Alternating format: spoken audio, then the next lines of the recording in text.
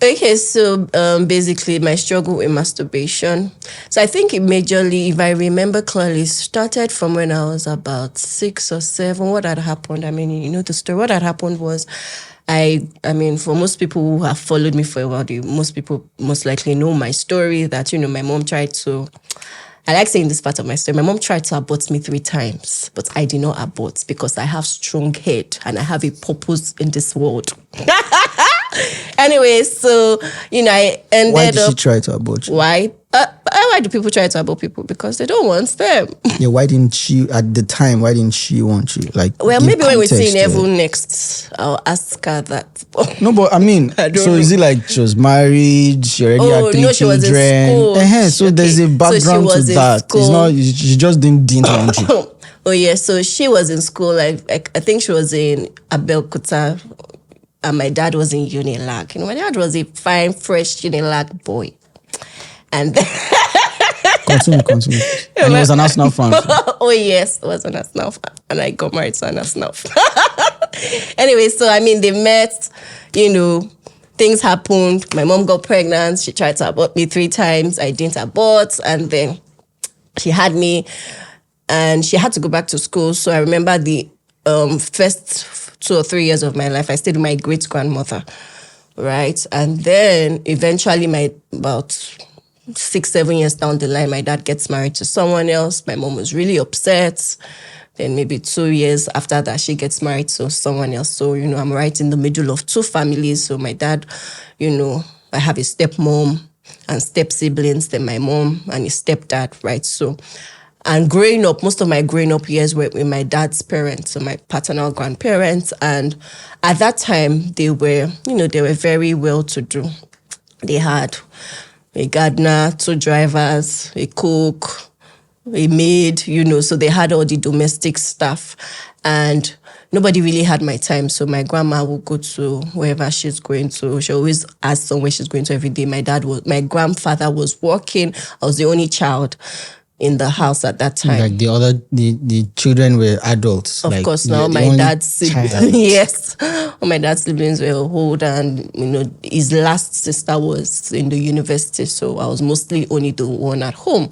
And then there was this cook at that time who, you know, so he didn't exactly sexually molest me, but I remember that every time that, you know, I get home and there's nobody home and I want to, you know, have lunch, and, you know, next thing he'll say, I remember when it happened the first time, he said, oh, that if I want to eat, I have to open my legs for him, you know. So, I mean, I was barely 6 or 5, right? So I didn't exactly know what was happening. So I'll open my legs and he would use his fingers. So it wasn't like he really, you know, sexually, but that went on. And it was on the spur of that I started masturbating at 7, right? Because somebody was playing with my genitals, and, you know, that led to, you know, me masturbating. So I started that at age 7. And then I remember back then when nobody was home on Sundays or Saturdays, there was, I can't remember, but I think that there was a particular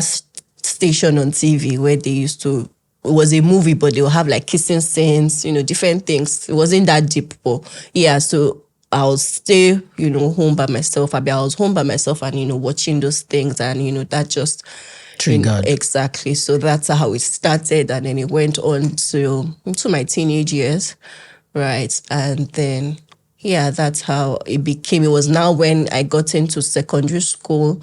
I used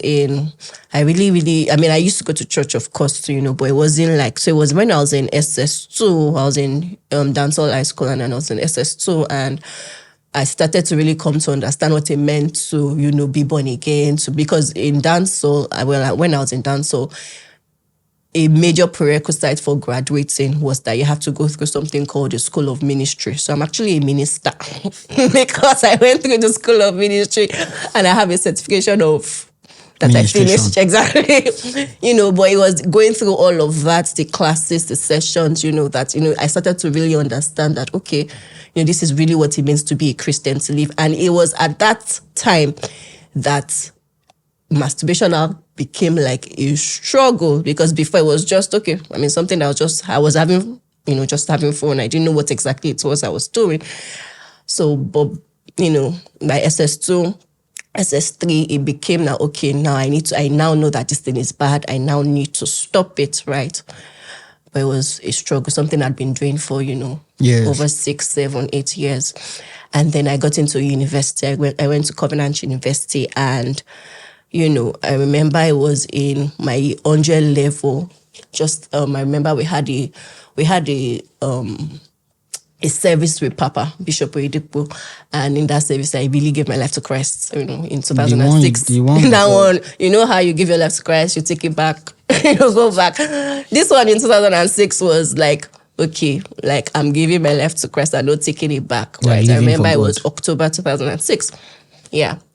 And so it was from then that, this whole masturbation thing now became like a major struggle because, I was trying to stop. I remember that in school, how Covenant University is, well, for me, it was very, one of the things that I'm most grateful about in my growing up years is that I went to Covenant University. So Covenant University was like a spiritual, it was so spiritual that when I'm in school, I don't feel the urge to want to masturbate, right? But I go back because home. Of the atmosphere. Exactly. I go back home 1 week, 2 weeks, and I find myself falling back into that, So that went on and on until I think it was really pretty much until my final year in school. So I was in school, I was in the ushering department, I was, leading different things, and I was really struggling, with this addiction. But I think that it was in final year.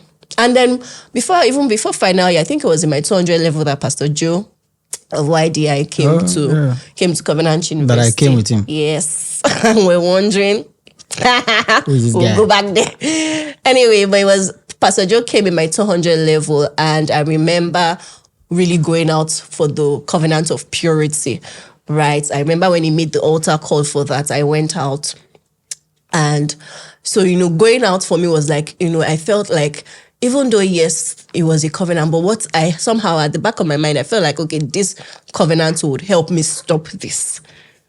Right. But not exactly. I mean, I remember going back home and still going back into that, right? So what really started the journey to actually overcoming that struggle for me was I think in my final year, I can't remember who it was, but I had heard someone, preach and, talking about how for you to mortify the flesh, you don't focus on the flesh, you focus on filling up your spirit. And that was like light to me. I felt like, that was like an eureka moment. And I realized that I was focusing so much on trying to overcome, this addiction rather than focusing on filling my spirit, right? Because how scripture says in Romans, the more you fill your spirit, you put to death, your flesh, right? So I remember it was then, and I moved my focus from trying to overcome or, feeling bad every time I fell, struggling to, I at that time I felt like I was living a double life because in school I'm this, just beautiful usher. Because I was in usher unit, almost everybody, at least in my set knew me, and then back at home I'm something else, right?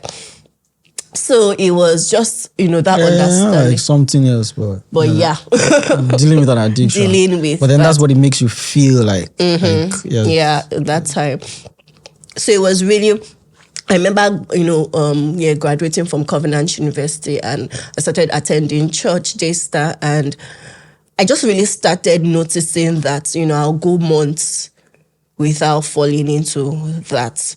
I'll go, several months, and I wasn't paying attention. I wasn't counting. What were you focused on? What were the, so I remember in that season of my life, I was just really, I always say that I was in church every day except Mondays because there was nothing to do in church. So I was filling myself with growing my spiritual. You didn't have a job.